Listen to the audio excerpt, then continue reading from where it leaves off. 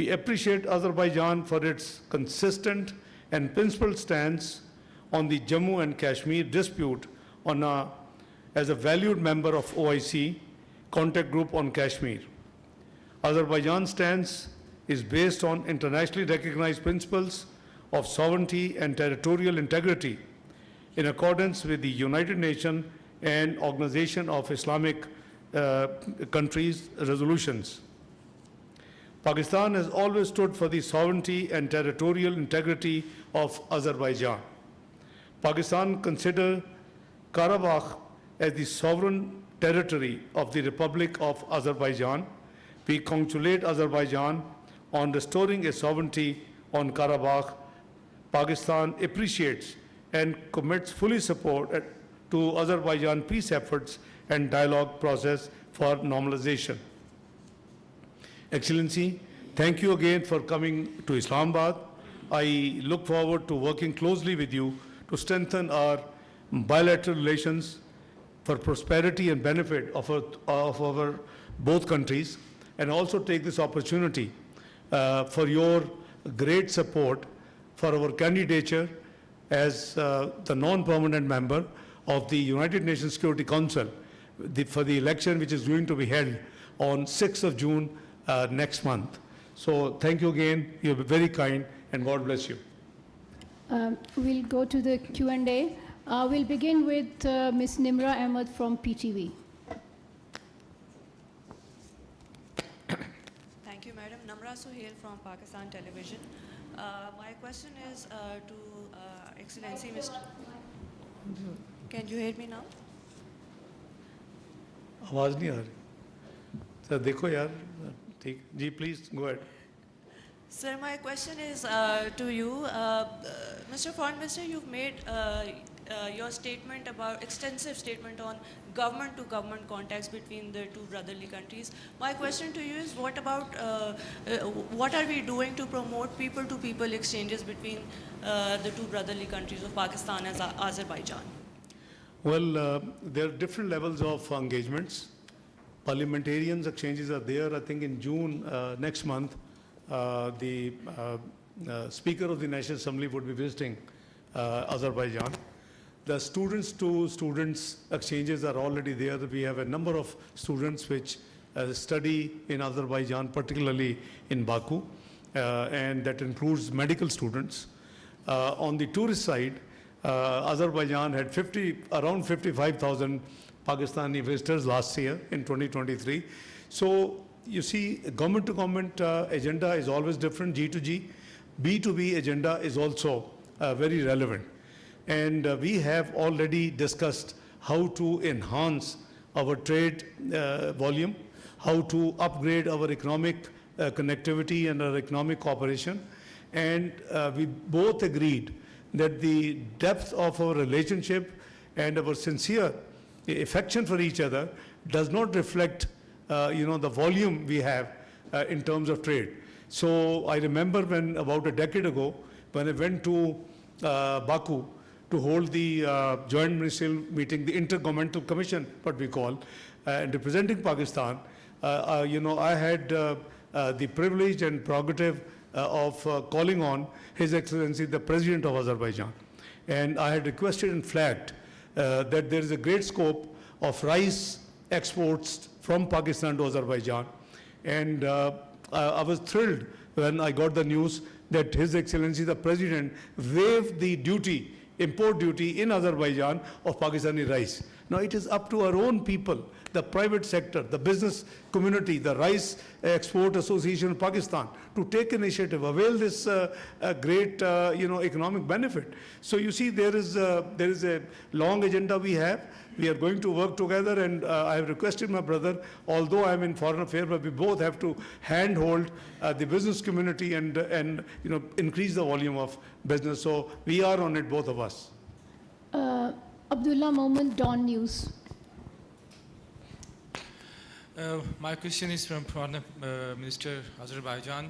Excellency, developing countries have great hopes from COP29, which will be held in Baku, Azerbaijan. At COP27 and 28, important achievements were made in setting up in loss and damage fund, which is a major demand of the developing countries. So what can developing countries expect from COP29? Thank you. Thank you for your question. You are absolutely right. The hosting and COP29 presidency is a great responsibility and at the same time, of course, a challenge for Azerbaijan. Relating to your question, Azerbaijan is also a part of the developing world. We very well understand, of course, the challenges of developing world. We were the very strong advocates of global South interest during 4 years of our chairmanship in non-aligned movement. But at the same time, we also should take into account that the COP presidency has, some specific. Your role as a COP president is to navigate among 198 parties. Because in order to get the successful outcome documents, you have to get a consensus among all, parties. Some of them are part of the developing world, some of them are part of the developed world. And in order to, keep this role in a right way, you have to be, inclusive, you have to be neutral and transparent.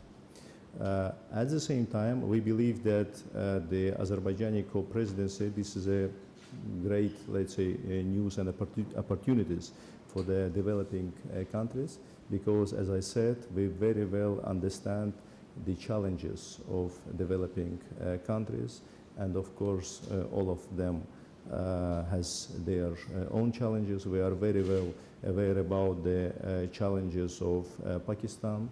I mean, from a climate change point of view, we remember the recent devastating flood in Pakistan.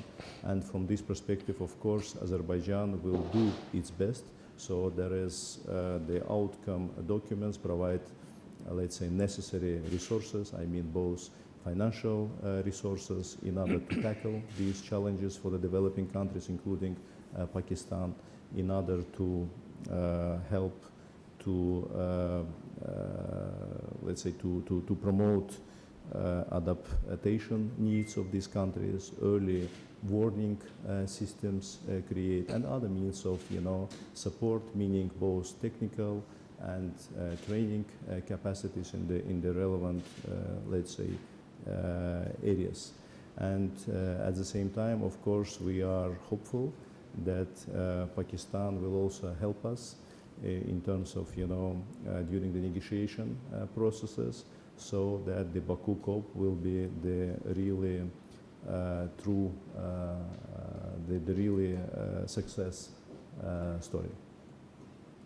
I just add a few words to what my Excellency brother said. I have flagged to my brother and to his delegation, the situation of Pakistan vis-a-vis climate change. Our emissions are less than 1%, and we are one of the most 7 vulnerable countries on the globe vis-a-vis climate change. I have also flagged to my dear brother that the flash floods 2022 caused $34 billion worth of losses to Pakistan, unfortunately. This was worked out not by Pakistan alone, but UNDP, Asian Development Bank, EU, World Bank, etc. So you see the deal with this, this menace, I would call, the climate change issues, you need climate finance. And we both agreed that we should work very hard. As Azerbaijan has the chair and presidency, we should try to mobilize the resources.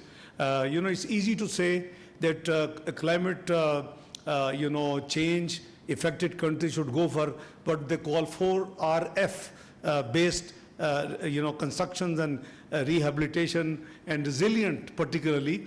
But it needs money, it needs finances, huge finances. Pakistan has afforded, but despite a very meaningful, but I would say relatively small, commitment from global community in Geneva post-floods.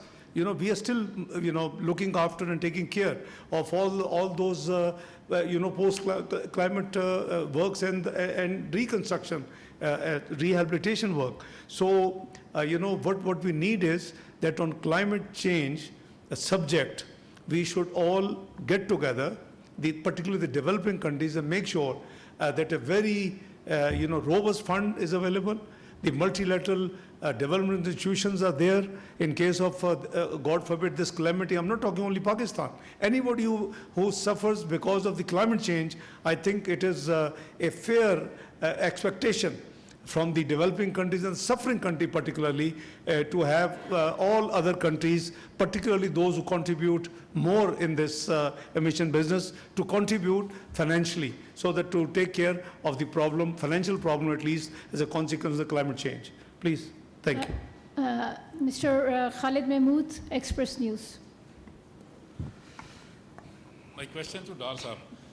Dar Sahab, the situation in Gaza is deteriorating daily basis. What can be done to end this war? Do you discuss this issue in the meeting? We have discussed this issue in detail, not only in today's meeting, but I think we both echoed the same feeling, the same concerns just last month in Banjul in the OIC 15 summit. You see, the situation is obviously very concerning. For not only for Pakistan and Azerbaijan, but it is a great concern to all entire Muslim Ummah. Look at what has happened now to Rafah. So where is the international law? Where is the UN resolutions? Where is the International Court of Justice judgment, which said that it's almost genocide, they use the word in their judgment.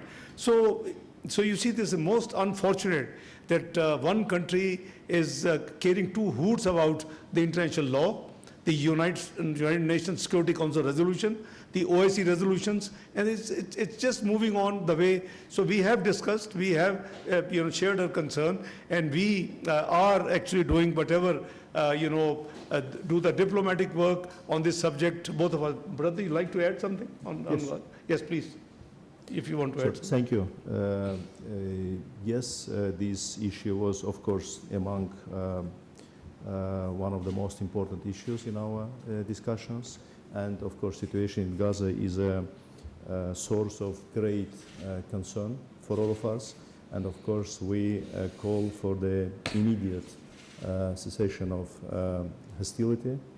And we believe that the durable and long-standing peace in Middle East can be only based on the two-state solution, based on the relevant United Nations security resolutions. And we, of course, you know, call, you know, to the resolution of this case based on the two-state solutions, and Azerbaijan supported initiative to this effect, which are just recently were discussed in United Nations General Assembly also. We both concurred in our dialogue that two-state solution with pre-1967 borders and Al-Quds al-Sharif to be its capital, short of that there is no solution to this problem. And to have perpetual and sustainable peace in the Middle East, this problem has to be solved. Please. Yes, Ali Hussain with Business Recorder.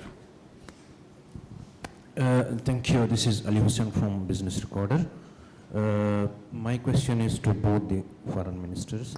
As we know, Pakistan and Azerbaijan are part of various connectivity projects. Pakistan is part of CPEC and Azerbaijan is part of Central Corridor, passing from Central Asia to, through Azerbaijan.